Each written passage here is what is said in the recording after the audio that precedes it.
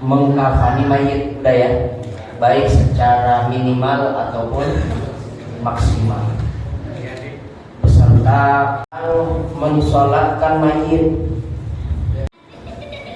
Pembahasan sholat mayit itu ada, dalam sholat mayit itu ada beberapa pembahasan. Yang melaksanakan sholat mayit secara sah. Yang kedua, sunnah-sunnah mensolatkan mayit. Ada kesunahan dalam melaksanakan sholat mayit. Yang ketiga, rukun-rukun mensolatkan mayit. Jadi jumlahnya 3 pembahasan. 2, sunnah-sunnah mensolatkan mayit.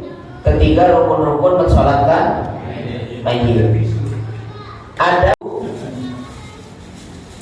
bagi orang yang mau menyolatkan mayit itu punya syarat sahnya, syarat yang harus ada sebelum kita melaksanakan sholatnya. Maka syarat-syaratnya itu sama seperti ketika kita melaksanakan sholat pada umumnya, sama aja. Cuma kalau sholat mayit nanti ada tambahan. Syaratnya yang sama nih, yang sama. Pertama, suci dari hadas, baik hadas kecil ataupun hadas besar. Maka jika orang yang mau menyolatkan mayit harus mandi dulu, mandi junub dulu. Kalau dalam kondisi ada hadas kecil, maka orang tersebut diperintahkan untuk wudhu dulu. Dari najis, pakaian, badan, tempat. Kalau di badan kita ada najisnya, di pakaian kita ada najisnya, di tempat yang kita bawa ada najisnya, misalkan sorban, kopiah. Jadi suci pakaian, badan, tempat. Selanjutnya yang ketiga, menghadap kiblat. Tuh, ya, menghadap kiblat. Maka melaksanakan sholat jenazah atau sholat mayit itu juga syarat sahnya harus menghadap kiblat. Kita kalau sholat menghadap timur atau menghadap kiblat? Sama berarti kan, dari najis, badan dan tempat. Yang ketiga menghadap kiblat. Sampai sini paham?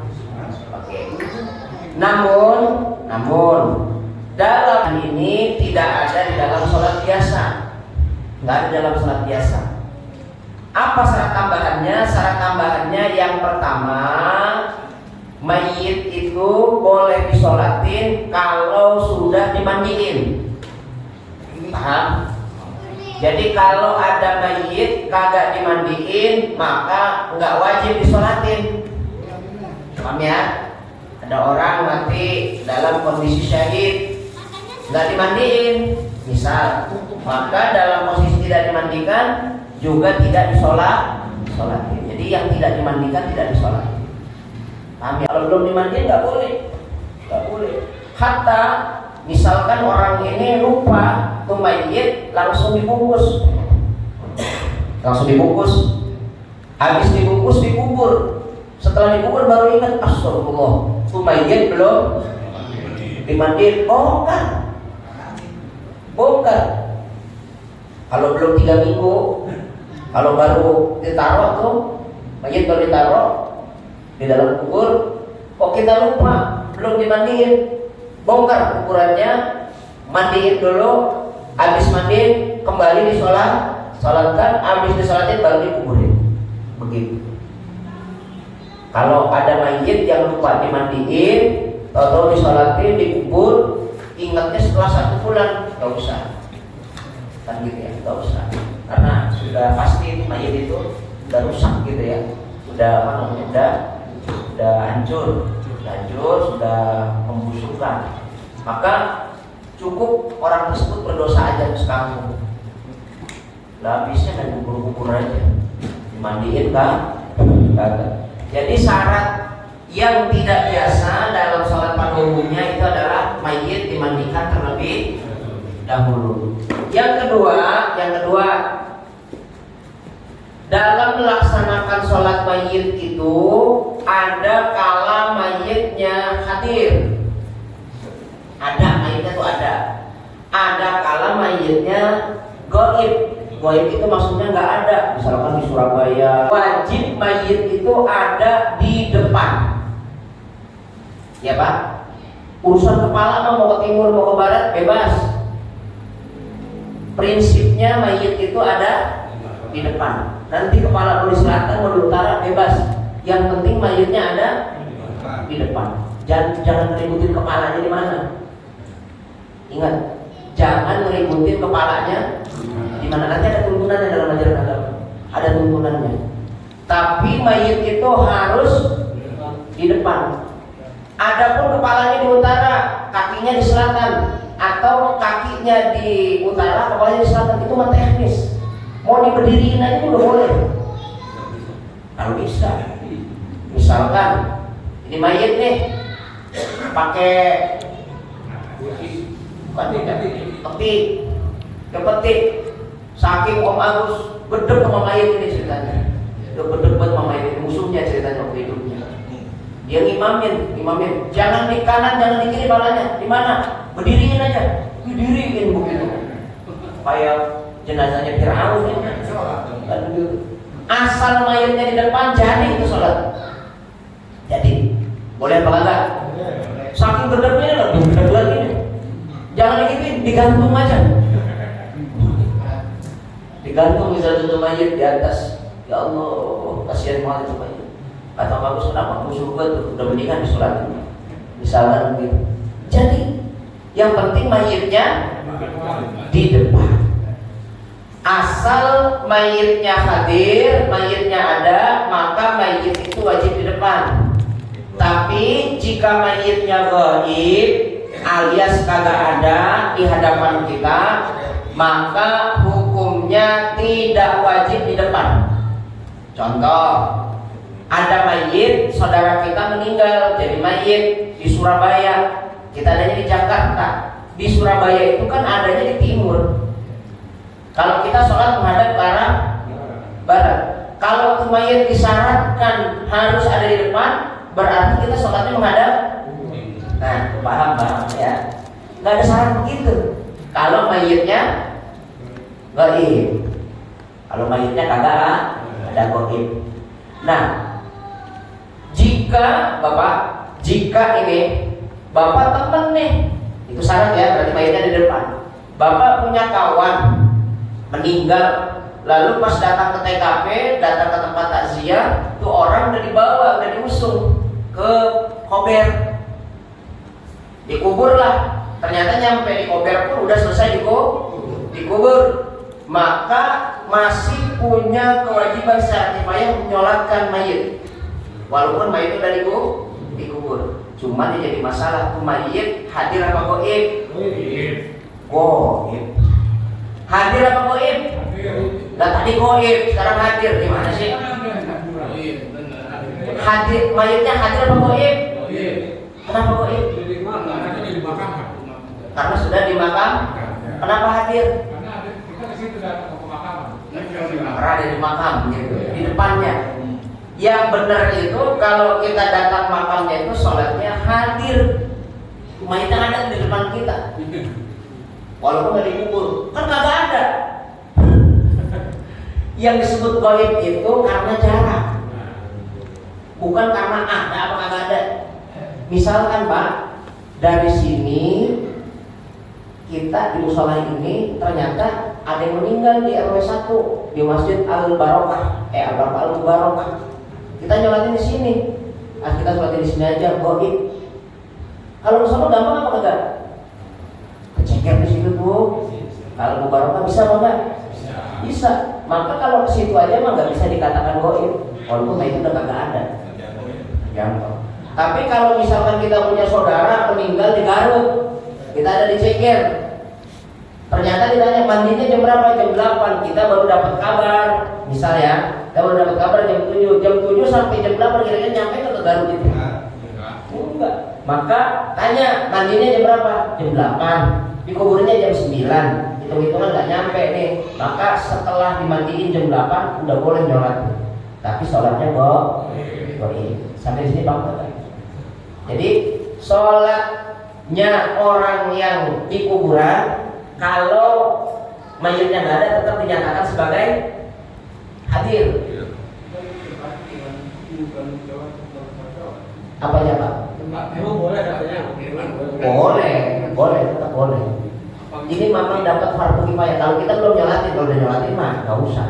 Misalkan kita teman kantor, kita datangin di rumah taziahnya, ternyata sudah disolatin, sudah dibawa ke TKP, di kuburan sono kita uber, ternyata udah masuk di dalam kubur, sholatin boleh nggak? Fardu kifayah.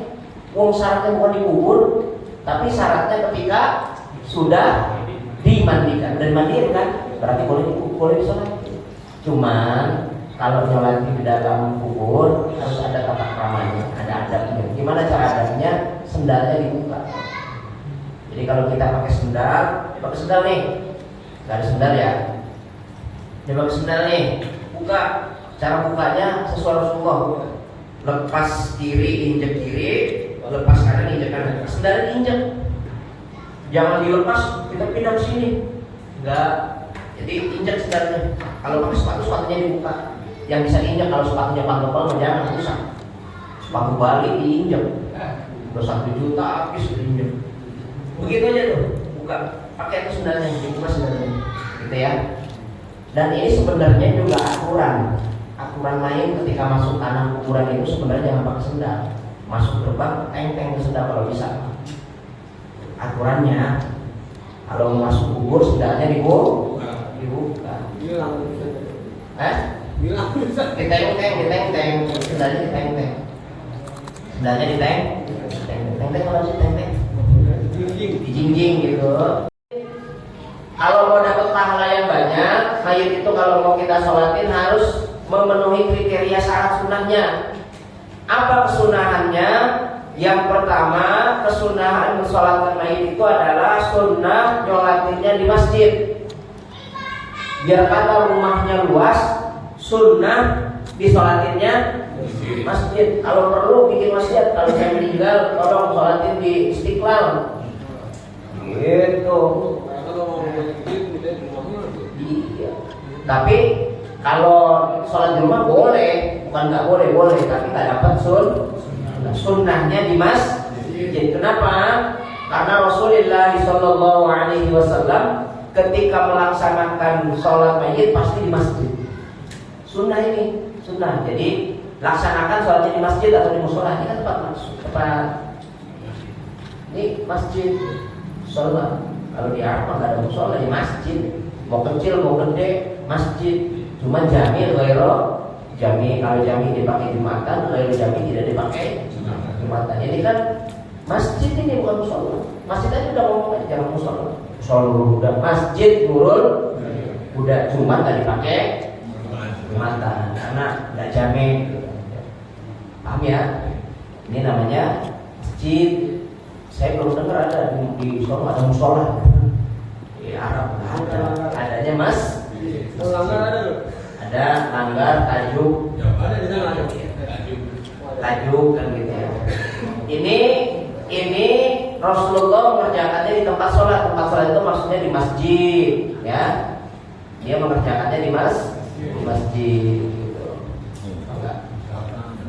Ya, disunahkan mengerjakannya di masjid. Yang kedua sunnahnya mayit disunahkan mengerjakannya, sholat sunnah mayit itu disunahkan mengerjakannya berjamaah. Jamaah, jangan sampai kagak berjamaah. Kalau nggak berjamaah nggak apa-apa. Misalkan jadi mayit udah dimandiin, masing-masingnya masih di rumah, udah dirapiin, udah dikafanin dan lain sebagainya. Kok kita mau kerja, ada dinas kerja, sholatnya nggak apa-apa sendiri. Kenapa? Karena banyak pahalanya. Orang muslim mau kenal mau kagak, jangan sampai kagak disolat. Tapi ada pernah orang kaya, saya pengen urus dada. Ngomong, ini mah bapak sebenarnya udah banyak amal ibadahnya, banyak pahalanya. Sama dia, goblok ngomong kayak gitu. Biar kata dia banyak pahalanya, banyak amal ibadahnya juga. Kalau dalam posisi kita, bahasanya akhir. Masa sombong, banyak timbalannya ini, banyak amal ibadahnya ini, banyak ininya. Salah. Kita itu semuanya fakir dalam ganjaran. Maka cari amal-amal ibadah yang bisa membuat kita dapat banyak pahala. Satu diantaranya melaksanakan sholat pagi. Oh, satu kumpul. Luar biasa. Ya, jadi bagus lagi dilaksanakan, disunahkan mengerjakannya jamaah. Kalau sendiri pun boleh, bukan nggak boleh, boleh. 100, kalau bisa 100 orang, kalau bisa. Kalau dekat sekolah ya dekat, anak sekolah langsung buru. Iya nggak apa-apa. Siapa saja boleh. Siapa aja boleh. Kalau bisa 100. Kenapa? Karena orang yang disolatkan 100 orang maka dapat rahmat dari Allah Subhanahu wa taala, dikasihi dan tidak disiksa sama malaikat. 100. Jadi minimal 40, banyaknya kalau bisa ditambah jadi 100. Semakin banyak dari angka 100 semakin bagus. Sampai kayak kalau misalnya boleh gantian misalnya sekarang 40. Minimal 40, kalau bisa 100, kalau bisa lebih bagus. Lalu sunnah nih, barisan softnya sholatnya dibikin 3 soft. Kalau lebih ya bagus. Misalkan orangnya dikit, ini yang meninggal misalkan ya RT. Ini misal yang meninggal RT. RT-nya sama masyarakatnya galak. Besar. Lu macam-macam mau bikin pengantar. Gak dikasih pengantar terus misalnya gitu. Sehingga masyarakat itu bedek nih misalnya. Ternyata yang datang cuma sekretaris sama bendahara sama wakilnya. Wakil, sekretaris, bendahara. Kan cuma 3 tuh. Cuma 3. Maka sunnah dibikin 3 baris. Walaupun cuma sendiri-sendiri. Iya. Maka kalau misalkan sebenarnya kan ke samping itu bisa gitu ya. Tapi karena ini yang datang cuma 3, wakil, sekretaris, bendahara, maka nyusun ke belakang 1, 2, 3 kayak kereta gitu. Kenapa? Ini disunahkan oleh Rasulullah SAW. Ada 20, maka sunnah dibikin 3 baris. Caranya gimana bikin 3 baris? 6, 6, 6 gitu. Begitu. Kata dia, apa namanya? Kok begini barisannya? Dan gitu, bukannya kita ke samping. Iya, tapi sunnahnya dibikin 3. Kenapa? Kalau begini kan tak orang nyenggol, nggak ada ruku, nggak ada sujud, kan gitu ya. Dibikin 3. Makanya kalau mau nyolatin mayit, nggak usah nyari sejadah. Nyolatin mayit, ntar dulu aja sejadah dulu. Mau ngapain mau nyari sejadah? Nggak usah, nggak ada ruku, nggak ada sujud. Sunnah dibikin 3 baris. Nah, kesunahan berikutnya, kalau mayitnya laki-laki itu berdirinya lempengan kepala. Ya, kalau mayitnya wanita lempengan pinggul. Pinggul itu ini nih. Ini apa namanya? Pinggul gitu ya. Lempengan situ. Cuman sunnahnya itu badan mayit ini laki-laki dulu ya. Laki-laki, kita berdirinya di lempengan kepala. Cuman lebih sunnah lagi, ada sunnah keduanya. Apa sunnah keduanya itu? Badan mayit itu harus lebih banyak di kanannya imam. Kalau saya berdiri di sini, yang lebih banyak kanan apa kiri? Maka kepala mayit laki-laki harusnya nggak ke sebelah sono, adanya di sebelah sono. Pindah dong.